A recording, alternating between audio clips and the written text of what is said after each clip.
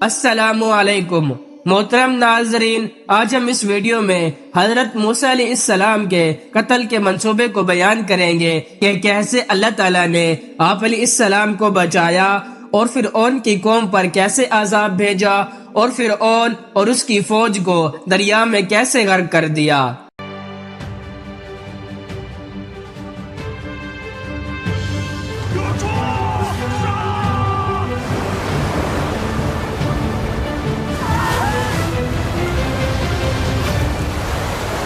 محترم ناظرین، فرعون اور اس کی قوم حضرت موسیٰ علیہ السلام کی روحانی قوت کا مظاہرہ دیکھ کر مرعوب ہو گئی اور فرعون نے جادوگروں اور دیگر ایمان والوں پر اپنے شدید غصے کا اظہار کرتے ہوئے انہیں سولی پر چڑھا دیا، لیکن حضرت موسیٰ علیہ السلام کو وہ نقصان نہیں پہنچا سکا۔ فرعون بنی اسرائیل کی نارینہ اولاد کے قتل کا حکم دے چکا تھا، لیکن اس کے باوجود حضرت موسیٰ علیہ السلام کے روحانی غلبہ کا خیال اسے اندر ہی اندر کھائے جا رہا تھا۔ اس کے دل کو سکون نہیں تھا۔ آخر کار اس نے یہ فیصلہ کیا کہ موسیٰ علیہ السلام کو قتل کیے بغیر یہ معاملہ ختم نہیں ہوگا۔ اس نے اپنے درباریوں کو بلا کر کہا کہ اگر موسیٰ علیہ السلام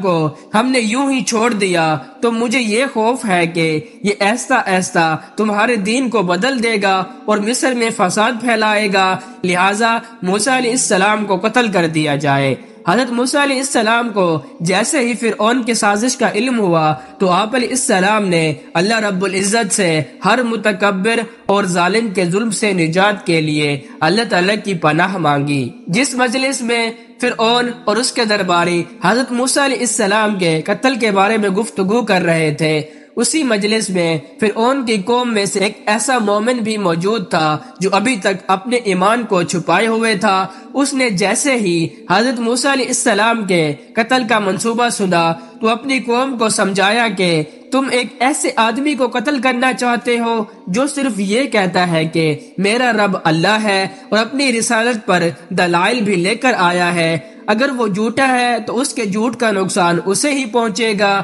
اگر وہ سچا ہے تو پھر جس عذاب کی وہ دھمکی دے رہا ہے وہ تمہیں ضرور پہنچ کر رہے گا، لہٰذا تم یہ نہ سمجھو کہ ہمیشہ تمہاری بادشاہت رہے گی، اس کو زوال بھی آ سکتا ہے، اور مجھے تو تمہارے بارے میں یہ خطرہ ہے کہ کہیں تمہارا حال بھی تم سے پہلے کی نافرمان قوموں جیسا نہ ہو، جیسے قوم نوح، قوم عاد، قوم سمود وغیرہ۔ یاد رکھو قیامت کے دن تمہیں کوئی بھی اللہ تعالیٰ کے عذاب سے بچانے والا نہیں ہوگا۔ پھر اس نے اپنی قوم کو بھی نصیحتیں کی۔ فرعون اور اس کے درباریوں نے جب اس مومن کی گفتگو سنی تو ان کا رخ حضرت موسیٰ علیہ السلام سے ہٹ کر اس مومن کی طرف ہو گیا اور انہوں نے چاہا کہ پہلے اسے قتل کریں، مگر اللہ تعالیٰ نے فرعون اور اس کے درباریوں کی چال کو ناکام بنا دیا۔ جب فرعون کی قوم میں سے ایک مومن آدمی نے اعلان حق کیا اور دلائل کے ساتھ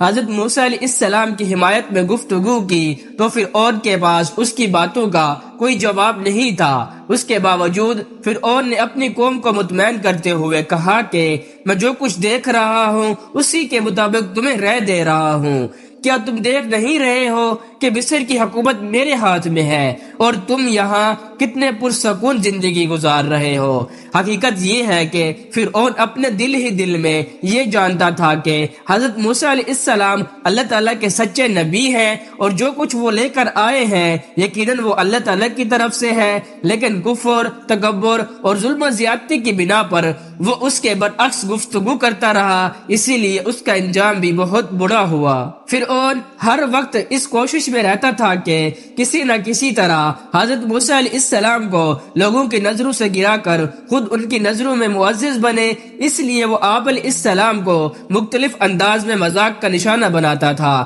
اس نے ایک مرتبہ اپنے وزیر حامان سے کہا کہ میرے لیے ایک بہت ہی اونچا محل بناؤ جس پر چڑھ کر میں موسیٰ علیہ السلام کے معبود کو دیکھ سکوں۔ فرعون نے جب حضرت موسیٰ علیہ السلام اور ان کی قوم کو تکالیف پہنچانے میں کوئی کسر نہ چھوڑی تو حضرت موسیٰ علیہ السلام نے اپنی قوم کو اللہ تعالیٰ سے مدد طلب کرنے اور صبر کرنے کی تلقین کی، ساتھ ہی ساتھ انہیں یہ بھی تعلیم دی کہ اللہ تعالیٰ کو راضی کرنے کے لیے اپنے گھروں کو مسجد بنا لو اور زیادہ سے زیادہ اس کی عبادت کرو۔ پھر آپ اور ہارون علیہ السلام نے مل کر اللہ سبحانہ تعالیٰ کے حضور دعا مانگی، اے اللہ، آپ نے فرعون اور اس کی قوم کو اس لیے دولت، قوت اور حکومت عطا فرمائی کہ وہ آپ کے بندوق ظلم و زیادتی کریں، لہٰذا آپ ہی ان کے مظالم کا انہیں مزہ چکھائیں اور ان کے مال و دولت کو تباہ و برباد کر دیں۔ اللہ تعالیٰ نے حضرت موسیٰ اور ہارون علیہ السلام کی دعا کو قبول فرما کر فرعون اور اس کی قوم پر مختلف عذاب نازل فرمائے تاکہ وہ سیدھی راہ پر آ سکیں۔ جب فرعون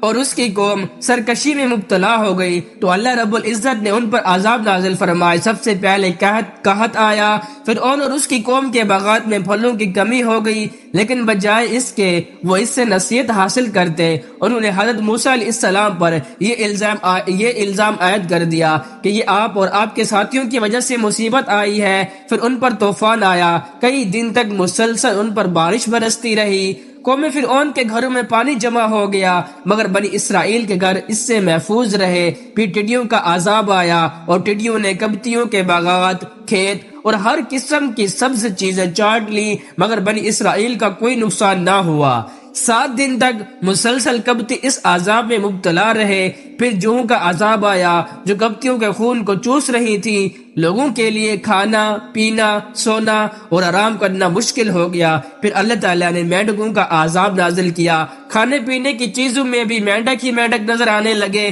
پھر خون کا عذاب آیا، قبطیوں کے استعمال کا سارا پانی خون بن گیا۔ اس کے بعد اللہ رب العزت نے حضرت موسیٰ علیہ السلام کو حکم دیا کہ آپ بنی اسرائیل کو لے کر مصر سے نکل جائیں اور اپنے باپ دادا کی سرزمین فلسطین یا کنعان چلے جائیں۔ وہاں جانے کے صرف 2 ہی راستے ہیں، ایک خشکی کا راستہ جو بالکل قریب ہے اور دوسرا بحر امر کا راستہ جو کچھ دور ہے۔ اللہ تعالیٰ کی مسلط کا تقاضا یہی تھا کہ بنی اسرائیل خشکی کا راستہ چھوڑ کر دریائی راستہ اختیار کریں۔ حضرت موسیٰ اور ہارون علیہ السلام بنی اسرائیل کو ساتھ لے کر راتوں رات بحر حمر کے راستے سے اتنی جلدی روانہ ہوئے کہ بنی اسرائیل کی عورتوں نے قبطی عورتوں سے جو زیورات ادھار لیے تھے وہ بھی واپس نہ کر سکی۔ جیسے ہی فرعون کو بنی اسرائیل کے مصر سے روانہ ہونے کی اطلاع ملی، اس نے فوراً اپنی فوج کو ساتھ لے کر ان کا تعاقب کیا اور صبح ہونے سے پہلے ہی ان کے قریب جا پہنچا۔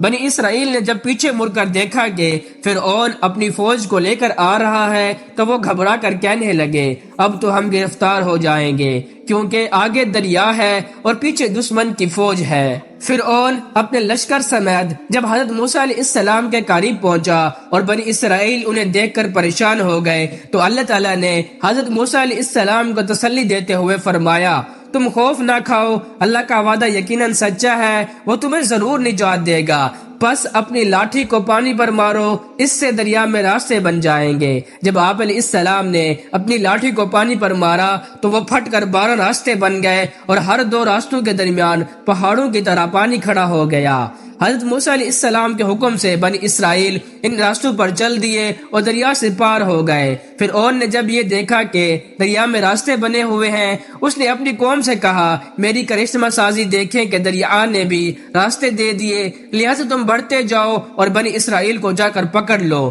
فرعون بھی اپنی فوجیوں کے ساتھ دریا کے راستوں میں داخل ہوا۔ جب تمام فوجیں دریا کے اندر پہنچ گئیں تو اللہ تعالیٰ نے پانی کو حکم دیا، وہ اپنی اصلی حالت میں آ گیا اور فرعون اپنی فوجی سمیت غرق ہونے لگا۔ اس نے فوراً کہا، میں اب اسی رب پر ایمان لاتا ہوں جس پر بنی اسرائیل ایمان لائے ہیں، اور میں اب فرمانبردار بن کر رہوں گا۔ لیکن اللہ تعالیٰ کی طرف سے اسے کہا گیا، اس سے پہلے تو اللہ کی نافرمانی کرتا رہا اور اب تیری اس توبہ کا کوئی فائدہ نہیں، اور اب تیری اس توبہ کا کوئی فائدہ نہیں۔